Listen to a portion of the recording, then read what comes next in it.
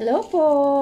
Magre-repot po tayo ngayon ng aloe vera plant. Ito po, ang ganda-ganda niya. Pero maskip na siya. So, most probably root bound na po ito. Marami ng roots, hindi na kasya sa kanyang lalagyan. And para po mapadami natin, tatanggalin din natin itong mga babies niya. Ilalagay natin sa mas maliliit na pots para po makadami rin tayo, diba? Magkaroon po ng mga babies to, mga bagong plants na pwede nating ilipat po sa ibang lalagyan. Teka po ha, ano kaya pagtanggal nito? Mahirap kasi meron siyang alambre. So, tanggalin muna natin siya dito. Hanging po kasi ito. Tanggalin muna natin sa kaniyang lalagyan. Kasi masyado nung masikip. Kailangan na nating iripat. So, ito po. I-prepare na po natin ang ating soil mixture or ang ating paglilipatan na medium. Kailangan po maayos po yung prepare natin ng kaniyang soil kasi napakaselan din po ng aloe vera ng succulent. Ayaw niya po ng purong soil, purong garden soil kasi po ayaw niya nang naiipon yung tubig. Dapat po talaga is well draining. Pagkadaan po ng tubig, nakakalabas po agad. Ayun, dito na lang. Ano natin, no? Natanggal natin ang buong buo. Kasi kanina, diniligan ko na ito. Yan. So, ililipat natin siya, oh. Punong-puno na siya ng roots. Ito, ang dami na niyang mga, ang dami na niyang mga baby. Pwede natin talaga siyang mapadami. So, madali lang siya. Hiwalay-hiwalay natin. Tapos, ilipat natin sa mga paso na maliliit. So, kuha pa tayo ng ibang lalagyan niya. Ito po, nakaprepare na dito.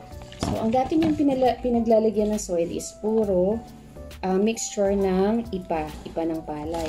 So, ito po, imimix po natin siya ngayon na kasama po ang vermicast para mataba.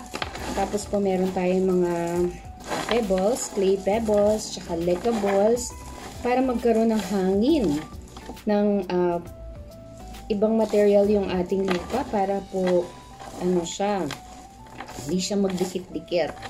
Kasi nga po gusto niya pagka po tayo ay nagdilig, dire-diretso po ang tubig ng paglabas. Hindi siya magstay doon sa kanyang roots. Ayaw niya nang nababasa ang kanyang roots ng matagal.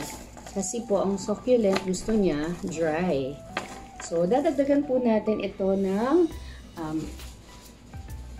organic fertilizer, which is yung ating vermicast para po mataba yung lupa. Meron siyang nutrients na makukuha doon sa ilalagay natin na medium. Hindi ko na makita yung pangkuha ko ng lupa. Kinakamay ko na lang po. So, ganyan po. For ang daming mga pups, ang daming mga babies. So, ito, pwede natin siyang hati-hatiin na. Makikita nyo naman, naka-divide na siya, oh.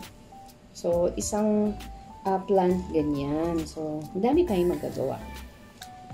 So, siguraduhin nyo lang po ng ating pots ay may maraming butas kagaya nito. So, makakalabas agad ang tubig. Pagka diniligan yan, ayan po, marami siyang butas. Halos tabi-tabi, ang lalaki pa.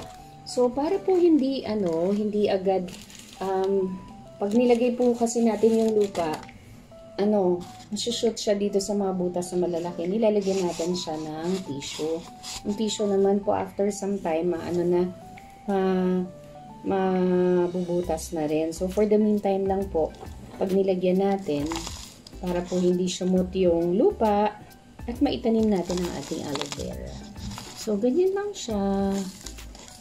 Punuin na po natin ng lupa. So, siguraduhin natin na ang ating nilagay na lupa, importante po, very crucial kasi ang watering. Ayun po, maraming mga kung ano-anong naka-mix na mga malalaking materials para hindi ma-retain ang water. Na ganyan lang, simple lang, diba?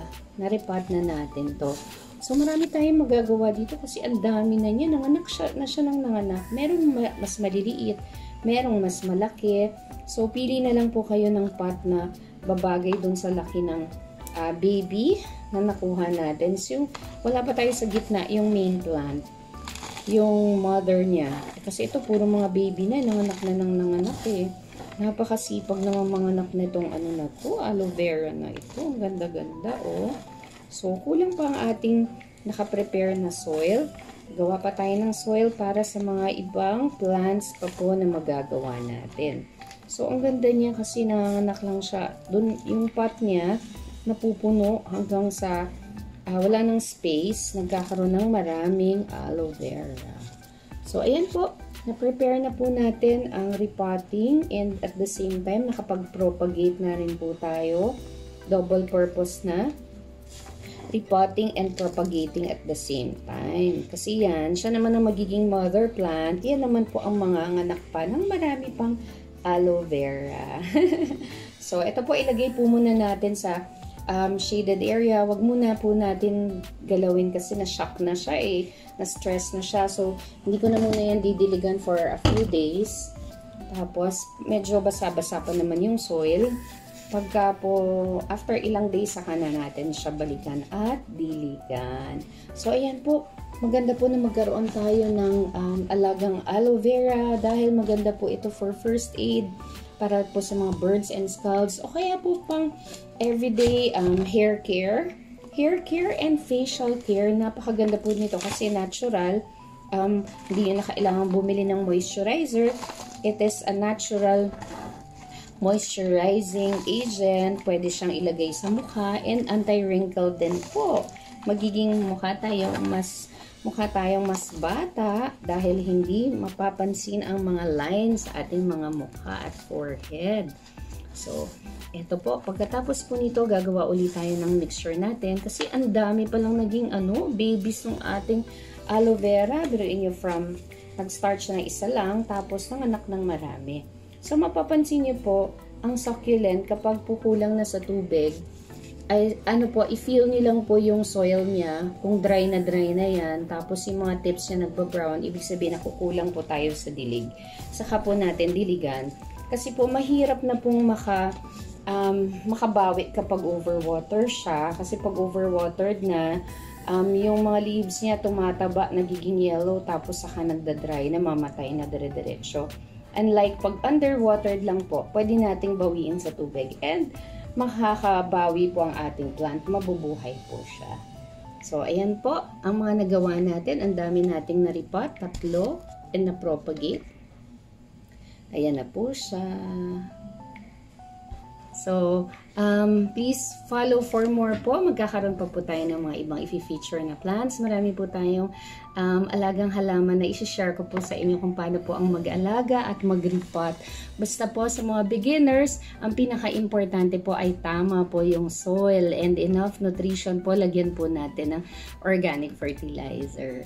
For now po, yan na lang muna. I'll see you soon para sa next video natin. Goodbye for now!